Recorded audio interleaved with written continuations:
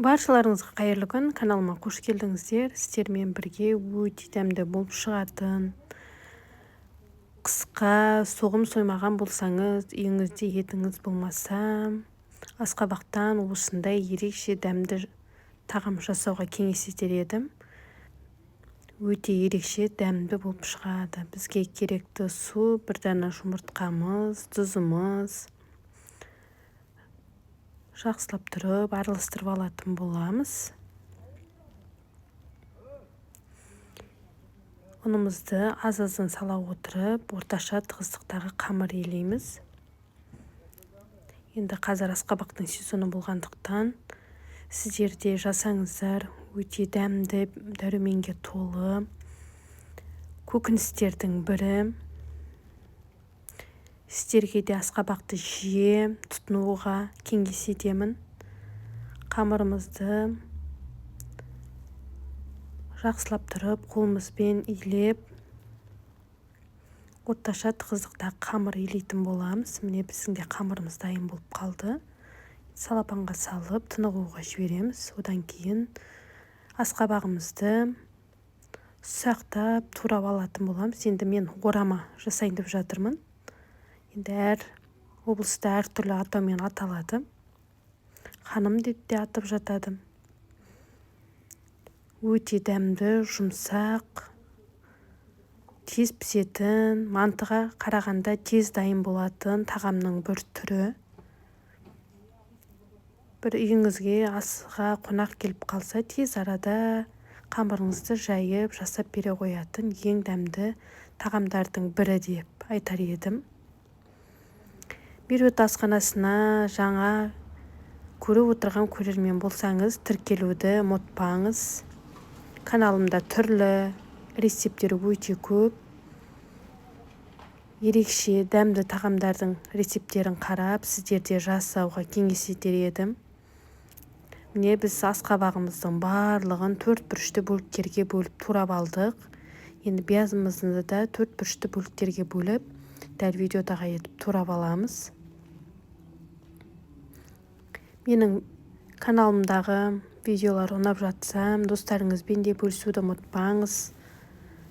Асханамда түрлі дәмді, ерекше тағамдарды жиі дайындап, сіздерге көрсетуге кеңес етіп отырамын.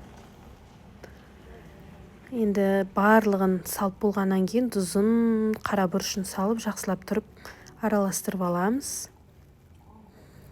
Бізде барлығы тұзы да, қара бұрышы да асқабағымызға сіңуі керек. Дәл видеодағыдай етіп, қолдың көмегімен мұжғылап алыңыз.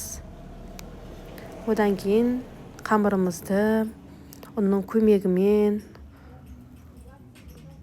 дөңгелектеп, әдемілеп, жұқалап, жайып шығатын боламыз. Салапанды алған кезде бір қолмен илеп алыңыз. Одан кейін өзіңіздің ыңғайыңызға қарап, оқтаудың ұзындығына қарап, екіге бөліп, немесе бір бөлікпен де жайсаңыз болады.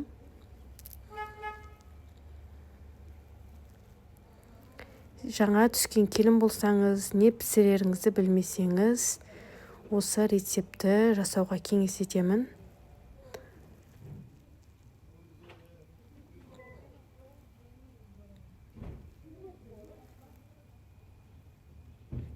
Тез дайындалатын кешкі немесе түскі асыңызға тез арада дайындап берсеңіз болады. Енді ыстық тағамдардың түрлері өте көп.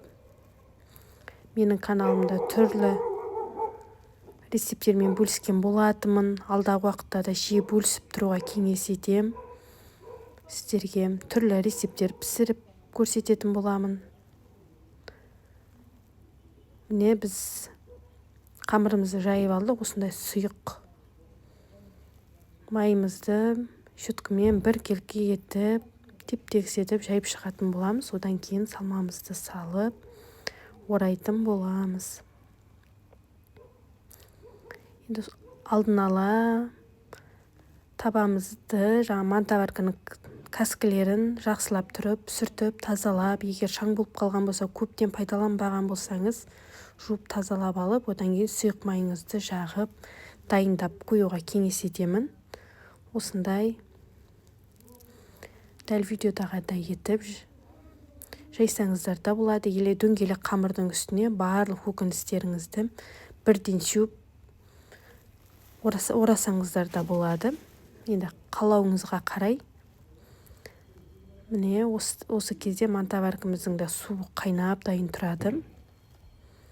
Үстіне аздау сұйық майымызды жағып, щеткамызбен бір жағып шығатын боламыз. Міне біздің дәмді, өте ерекше, жұмсақ орамамыз дайын болды. Ас болсын, каналыма тіркелуді, лайк басуды, комментарий жазуды ұмытпаңыздар. Түрлі дәмді, ерекше тағамдарды жасап сіздерге көрсететін боламын, бөлісетін боламын. Ас болсын.